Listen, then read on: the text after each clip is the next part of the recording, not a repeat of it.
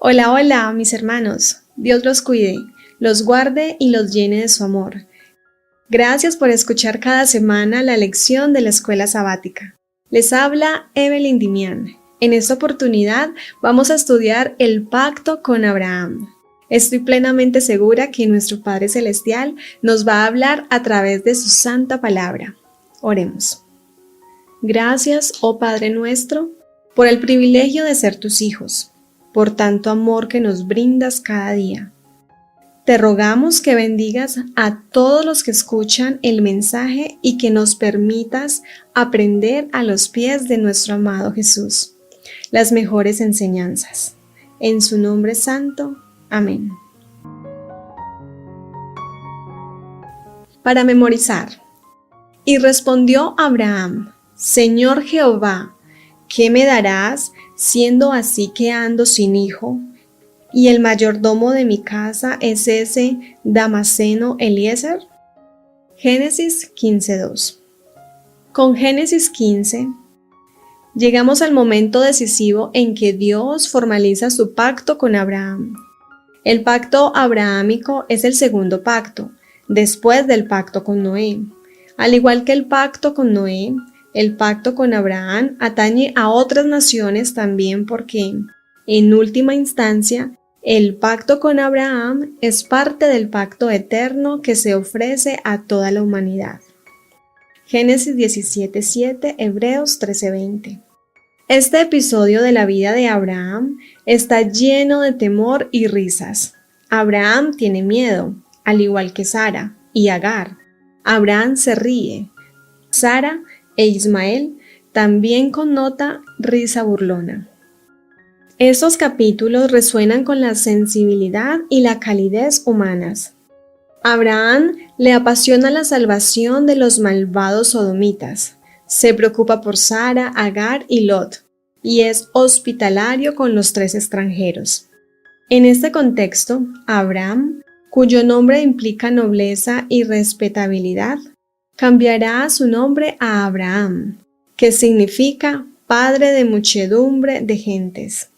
Por lo tanto, aquí vemos más indicios de la naturaleza universal de lo que Dios planea hacer mediante su pacto con Abraham. Dios confirió un gran honor a Abraham. Los ángeles del cielo anduvieron y hablaron con él como un amigo. Cuando los juicios de Dios estaban por caer sobre Sodoma, este hecho no le fue ocultado y él se convirtió en intercesor de los pecadores para con Dios. Su entrevista con los ángeles presenta también un hermoso ejemplo de hospitalidad. Historia de los Patriarcas y Profetas, página 132. Domingo 8 de mayo. La fe de Abraham. Leamos Romanos 4, 3, 4, 9 y 22. ¿Cómo revela Abraham lo que significa vivir por fe? ¿Cuál es el significado del sacrificio que Dios le pidió a Abraham que realizara? Romanos 4, 3, 4 nos dice: porque, ¿qué dice la Escritura? Creyó Abraham a Dios y le fue contado por justicia, pero al que obra no se le cuenta el salario como gracia, sino como deuda. Romanos 4:9. ¿Es pues esta bienaventuranza solamente para los de la circuncisión o también para los de la incircuncisión? Porque decimos que a Abraham le fue contada la fe por justicia. Romanos 4:22. Por lo cual también su fe le fue contada por justicia. La primera respuesta de Dios a la preocupación de Abraham por un heredero es que tendrá un hijo que saldrá de sus entrañas. El profeta Natán usa el mismo lenguaje para referirse a la simiente del futuro rey mesiánico. Abraham se tranquilizó y creyó a Jehová, porque entendió que el cumplimiento de la promesa de Dios no dependía de su propia justicia, sino de la justicia de Dios. Génesis 15:6, comparar con Romanos 4, 5 y 6. Este concepto es extraordinario, especialmente en aquella cultura. En la religión de los antiguos egipcios, por ejemplo, El juicio se evaluaba sobre la base de sopesar las obras humanas de justicia de una persona contra la justicia de la diosa Maat, que representaba la justicia divina. En resumen, la gente tenía que ganarse la salvación. Entonces, Dios instituye una ceremonia sacrificial que efectuará Abraham. Básicamente, el sacrificio señala a la muerte de Cristo por nuestros pecados. Los seres humanos se salvan por la gracia, el don de la justicia de Dios, simbolizado por estos sacrificios. Pero esta ceremonia en particular transmite mensajes específicos para Abraham. El acecho de las aves de rapiña sobre los animales del sacrificio significa que los descendientes de Abraham sufrirán esclavitud por un periodo de 400 años, o 4 generaciones. Luego, en la 4ª generación, los descendientes de Abraham volverán acá. La última escena de la ceremonia sacrificial es dramática. Una antorcha de fuego que pasaba por entre los animales divididos. Esta maravilla extraordinaria representa el compromiso de Dios de cumplir la promesa del pacto de dar tierras a los descendientes de Abraham. Génesis 15:18. Los límites de esta tierra prometida, desde el río de Egipto hasta el río Grande, el río Éufrates, nos recuerdan los límites del jardín del Edén. Por lo tanto, esta profecía abarca más que solo el éxodo y una patria para Israel. En el horizonte lejano de esta profecía, cuando los descendientes de Abraham tomarán el país de Canaán, se vislumbra la idea de la salvación del pueblo de Dios en el tiempo del fin, que regresará al jardín del Edén. ¿Cómo podemos aprender a mantenernos concentrados en Cristo y su justicia como nuestra única esperanza de salvación? ¿Qué sucede si intentamos comenzar a hacer recuento de nuestras buenas obras? Muchos consideran la fe como una opinión. La fe salvadora es una transacción, por la cual los que reciben a Cristo se unen en un pacto con Dios. Una fe viva entraña un aumento de vigor y una confianza implícita que, por medio de la gracia de Cristo, dan al alma un poder vencedor. El Ministerio de Curación, página 40. Lunes 9 de mayo. Las dudas de Abraham. Leamos Génesis 16, 1 al 11. ¿Qué relevancia tiene la decisión de Abraham de llegarse a Agar, a pesar de la promesa que Dios le hiciera? Génesis 16, 1 al 11 nos dice: Sarai, mujer de Abraham, no le daba hijos, y ella tenía una sierva egipcia, que se llamaba Agar. Y dijo entonces Sarai a Abraham: Ya ves que Jehová me ha hecho estéril. Te ruego pues que te llegues a mi sierva, quizá tendré hijos de ella. Y atendió Abraham al ruego de Sarai. Y Sarai, mujer de Abraham, tomó a Agar su sierva egipcia, al cabo de 10 años que había habitado Abraham en la tierra de Canaán, y la dio por mujer a Abraham su marido. Y él se llegó a ella, la cual concibió, y cuando vio que había concebido, miraba con desprecio a su señora. Entonces Sarai dijo a Abraham: Mi afrenta sea sobre ti, yo te di mi sierva por mujer, y viéndose encinta, me mira con desprecio. Juzgue Jehová entre tú y yo. Y respondió Abraham a Sarai: He aquí, tu sierva está en tu mano, haz con ella lo que bien te parezca. Y como Sarai la afligía, ella huyó de su presencia, y la halló el ángel de Jehová junto a una fuente de agua en el desierto, junto a la fuente que estaba en el camino de Shur. Y le dijo: Agar, sierva de Sarai, ¿de dónde vienes tú y a dónde vas? Y ella respondió: Huyo de delante de Sarai mi señora. Y le dijo el ángel de Jehová: Vuélvete a tu señora, y ponte sumisa bajo su mano.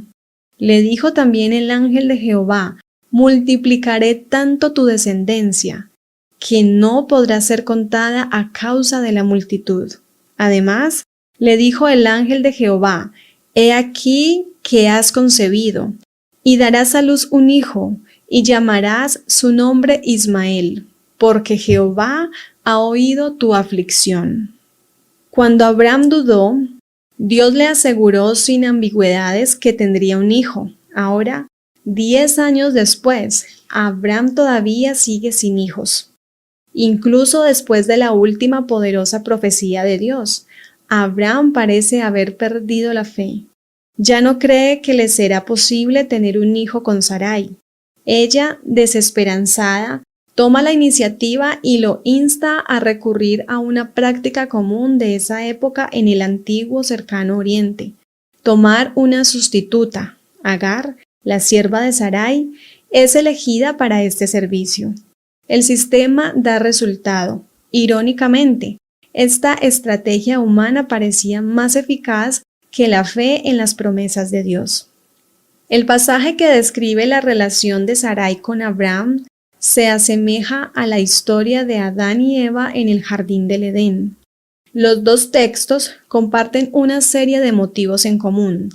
Sarai, como Eva, es activa. Abraham, como Adán, es pasivo. Y comparten verbos y frases comunes: escuchar la voz, tomar y dar. Este paralelismo entre las dos historias implica la desaprobación de Dios de esta manera de actuar. El apóstol Pablo alude a esta historia para expresar su punto de vista sobre las obras y la gracia.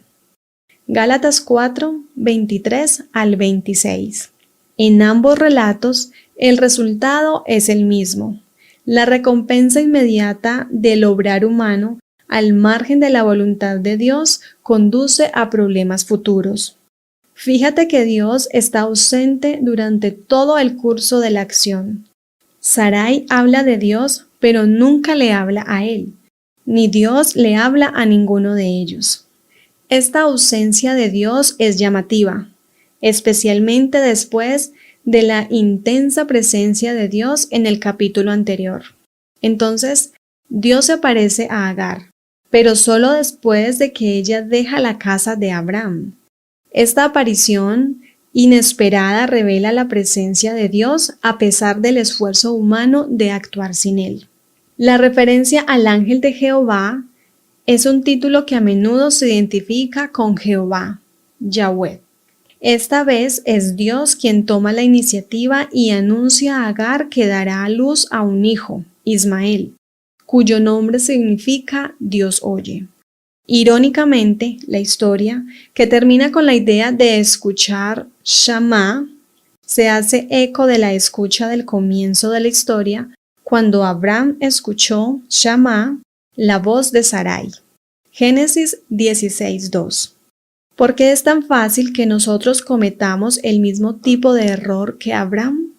La persona que estudie la Biblia con espíritu humilde y dócil encontrará en ella una guía que señala el camino de la vida con una exactitud que no falla. Pero, mis hermanos y hermanas, ¿de qué sirve el estudio de la Biblia a menos que practiquéis las verdades que ella enseña? Este santo libro no contiene nada que no sea esencial. No se revela nada que no se aplique a nuestras vidas actuales. Mientras más profundo sea nuestro amor por Jesús, más alta será nuestra estima de la palabra como la voz de Dios que nos habla directamente. Testimonios para la Iglesia, tomo 5, página 283. Martes 10 de mayo. La señal del pacto abrahámico. Romanos 4:11. Y recibió la circuncisión como señal, como sello de la justicia de la fe que tuvo estando aún incircunciso, para que fuese padre de todos los creyentes no circuncidados, a fin de que también a ellos la fe les sea contada por justicia. La falta de fe de Abraham, como vimos en la historia anterior, interrumpió el flujo de la experiencia espiritual de Abraham con Dios. Durante ese tiempo, Dios guardó silencio. Por primera vez, ahora Dios le vuelve a hablar a Abraham. Dios se vuelve a conectar con Abraham y lo lleva de regreso al punto en el que hizo un pacto con él. Sin embargo, ahora Dios le da la señal de ese pacto. Durante mucho tiempo los eruditos han discutido el significado de la circuncisión, pero debido a que el rito de la circuncisión implica el derramamiento de sangre, podría entenderse en el contexto del sacrificio, lo que significa que se le imputaba la justicia. También es importante que este pacto, representado por la circuncisión, se describa en términos que apuntan a la primera profecía mesiánica. El paralelismo entre los dos textos sugiere que la promesa de Dios a Abraham se refiere a más que solo el nacimiento físico de un pueblo. Contiene la promesa espiritual de salvación para todos los pueblos de la tierra, y la promesa del pacto perpetuo. Se refiere a la obra de la simiente mesiánica. El sacrificio de Cristo que garantiza la vida eterna para todos los que la reclaman con fe y todo lo que la fe implica. Cabe destacar que esta promesa de un futuro eterno está comprendida en el cambio de nombre de Abraham y Sarai. Los nombres de Abraham y Sarai se referían solo a un estado presente. Abraham significa padre exaltado y Sarai significa mi princesa, la princesa de Abraham. El cambio de nombre a Abraham y Sara se refería al futuro. Abraham significa padre de muchas naciones y Sara significa la princesa para todos. Al mismo tiempo, con cierta ironía, el nombre de Isaac, que significa se reirá, es un recordatorio de la risa de Abraham, la primera risa registrada en las Escrituras. Génesis 17:17. Es una risa de escepticismo, o tal vez de asombro. De cualquier manera, aunque creía en lo que el Señor claramente le había prometido, Abraham todavía luchaba por experimentarlo con fe y confianza. ¿Cómo podemos aprender a seguir creyendo incluso cuando, a veces, luchamos con esa creencia, como lo hizo Abraham? ¿Por qué es importante que no nos demos por vencidos a pesar de los momentos de duda? Toda la obra es del Señor de principio a fin. El pecador que perece puede decir, soy un pecador perdido, pero Cristo vino a buscar y a salvar lo que se había perdido. Él dice, no he venido a llamar justos, sino a pecadores. Marcos 2:17. Soy pecador y Cristo murió en la cruz del Calvario para salvarme. No necesito permanecer un solo momento más sin ser salvado. Él murió y resucitó para mi justificación y me salvará ahora. Acepto el perdón que me ha prometido. Mensajes selectos, tomo 1, página 458 y 459. Miércoles 11 de mayo. El hijo de la promesa. La última escena de la circuncisión abarcó a todos, no solo Ismael, sino además todos los varones de la casa de Abraham se circuncidaron. La palabra kol, todos, todo, se repite 4 veces en Génesis 17, 23 y 27. En este contexto inclusivo, Dios se le aparece a Abraham para confirmar la promesa de un hijo, Isaac. Romanos 9:9 nos dice, porque la palabra de la promesa es esta, por este tiempo vendré y Sara tendrá un hijo. No está claro si Abraham sabía quiénes eran estos desconocidos, aunque actuó con ellos como si Dios mismo estuviera entre ellos. Estaba sentado a la puerta de su tienda en el calor del día, y debido a que es raro recibir visitas en el desierto, probablemente le dieron ganas de reunirse con ellos. Abraham salió corriendo en dirección a los hombres. aunque tenía 99 años. Llamó a una de estas personas Adonai, mi Señor, un título que se usa a menudo para Dios. Se dio prisa en la preparación de la comida. Se quedó de pie junto a ellos, atento a sus necesidades y listo para servirlos. El comportamiento de Abraham hacia los extraños celestiales se convertiría en un inspirador modelo de hospitalidad. Por cierto, la actitud de reverencia de Abraham transmite una filosofía de hospitalidad. Mostrar respeto y cuidado hacia los desconocidos no es solo un bonito gesto de cortesía. La Biblia enfatiza que es un deber religioso, como si estuviera dirigido a Dios mismo. Irónicamente, Dios se identifica más con el extranjero hambriento y necesitado que con el generoso que lo recibe. Por otro lado, la instrucción divina en la esfera humana denota su gracia y amor hacia la humanidad. Esta aparición de Dios anticipa a Cristo, quien dejó su hogar celestial y se convirtió en un siervo humano para alcanzar a la humanidad. La aparición de Dios aquí es una evidencia de la certeza de su promesa. El Señor ve a Sara, que se esconde detrás de él, y conoce sus pensamientos más íntimos. Él sabe que ella se rió, y la palabra reír es su última palabra. El escepticismo de ella pasa a ser el lugar donde Él cumplirá su palabra. Reflexiona sobre la idea de que Dios se identifica más con el extranjero hambriento y necesitado que con el generoso que lo recibe. ¿Por qué es tan importante que recordemos este concepto? A menudo suele haber ángeles en forma humana en las asambleas de los justos, y visitan también las de los impíos, como lo hicieron en Sodoma para tomar nota de sus actos y para determinar si excedieron los límites de la paciencia de Dios.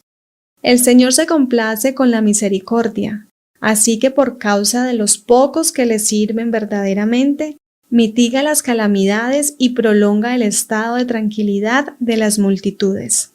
El conflicto de los siglos, página 614 y 615. Jueves 12 de mayo.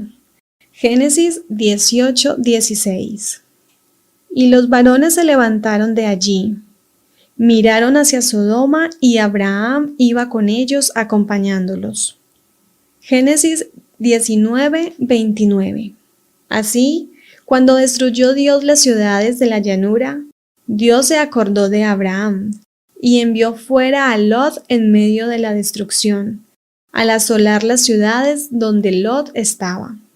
Dios acababa de reconfirmar a Abraham la promesa de un hijo. Sin embargo, en vez de disfrutar de la buena noticia, introduce a Dios en una discusión apasionada sobre el destino de Lot en Sodoma.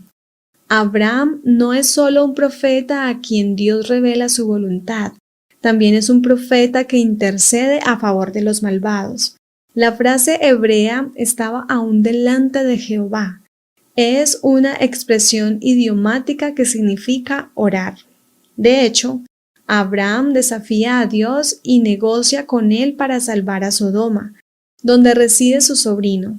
Luego de descontar de 50 a 10, Dios responde que habría salvado al pueblo de Sodoma si solo 10 sodomitas hubieran sido justos.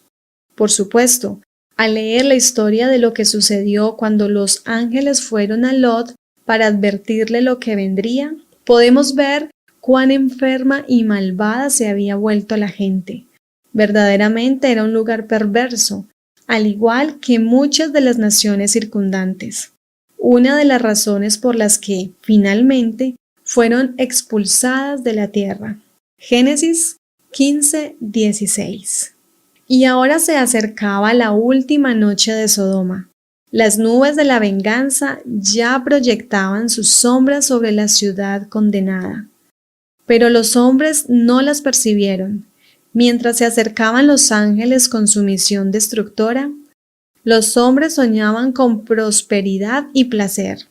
El último día fue como todos los demás que habían llegado y desaparecido. La noche se cerró sobre una escena de encanto y seguridad. Los rayos del sol poniente inundaron un panorama de incomparable belleza. La frescura del atardecer había atraído fuera de las casas a los habitantes de la ciudad, y las multitudes amantes del placer se paseaban de aquí para allá gozando de ese momento. Patriarcas y Profetas, página 154. Al final, Dios salvó a Lot, su esposa y sus 2 hijas. Ni la mitad del mínimo de 10. Los yernos, que no se tomaron en serio la advertencia de Lot, se quedaron en la ciudad. Por lo tanto, ese hermoso país fue destruido. El verbo hebreo jafá, destruyó, aparece varias veces en este pasaje y caracteriza la destrucción de Sodoma. La idea es que el país se ha revertido, así como el diluvio revirtió la creación original. La destrucción de Sodoma es una reversión del jardín del Edén. En la destrucción de Sodoma también se nos da un precursor de la destrucción que ocurrirá durante el tiempo del fin. El juicio que el Señor trajo sobre el mundo antediluviano declaró su incurabilidad.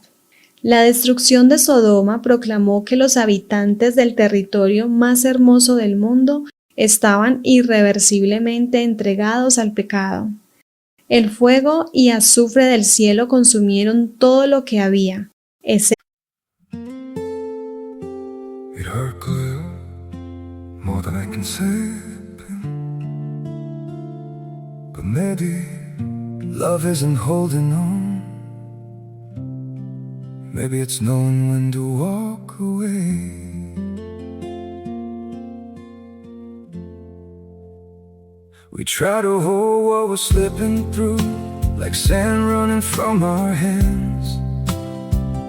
Every promise started losing shape. We couldn't be what we once planned. Your eyes would look right through mine, like you were already gone. We stayed too long in a fading light, trying to prove we still. It hurt good, more than I can say, but maybe love isn't holding on. Maybe it's knowing when to walk away. We try to hold what we're slipping through, like sand running from our hands. Every promise started losing shape. We couldn't be what we once planned. Your eyes would look right through mine, like you were already gone. We stayed too long in a fading light, trying to prove we still. It hurt good, more than I can say, but maybe love isn't holding on. Maybe it's knowing when to walk away.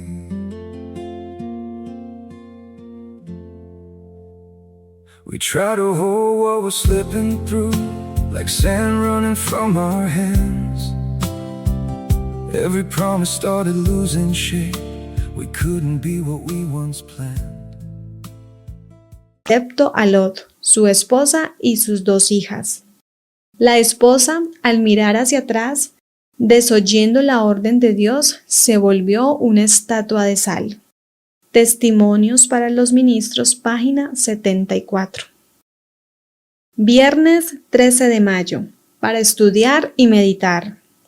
La súplica paciente y tenaz de Abraham a Dios en nombre del pueblo de Sodoma debería animarnos a orar por los impíos, aunque parezcan estar en una condición pecaminosa sin esperanza. Además, la atenta respuesta de Dios a la insistencia de Abraham y su disposición a perdonar por el bien de solo 10 hombres justos es un concepto revolucionario como lo señaló Gerhard Hassel.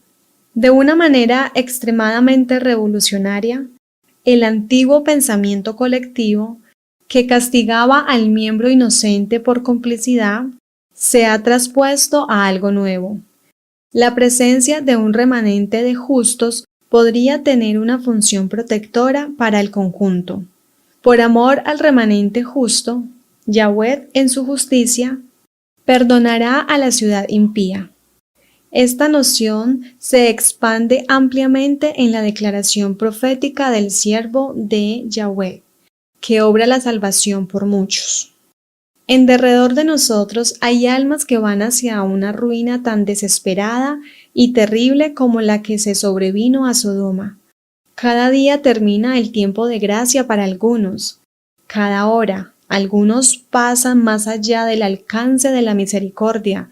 Y ¿dónde están las voces de amonestación y súplica que induzcan a los pecadores a huir de esta pavorosa condenación? ¿Dónde están las manos extendidas para sacar a los pecadores de la muerte? ¿Dónde están los que con humildad y fe perseverante ruegan a Dios por ellos? El espíritu de Abraham fue el espíritu de Cristo. El mismo Hijo de Dios es el gran intercesor en favor del pecador. Quien pagó el precio de su redención conoce el valor del ser humano. Patriarcas y Profetas, página 135. Preguntas para dialogar. Solo el arco iris y la circuncisión se denominan señal del pacto. ¿Cuáles son los puntos comunes y las diferencias entre los dos pactos? Aunque Dios lo llamó y aunque el Nuevo Testamento a menudo lo pone como ejemplo de lo que significa vivir por fe, Abraham a veces flaqueó. ¿Qué lecciones debemos aprender de su ejemplo y cuáles no? Algunos argumentan en contra de la idea de que Dios castigará a los perdidos, diciendo que este acto iría en contra del amor de Dios. Nosotros, que creemos que Dios efectivamente castigará a los perdidos, ¿cómo respondemos al argumento de que Él no nos castigará? Muchas gracias por haber escuchado el mensaje. Dios los siga bendiciendo. Maranata, Cristo viene pronto. Feliz día.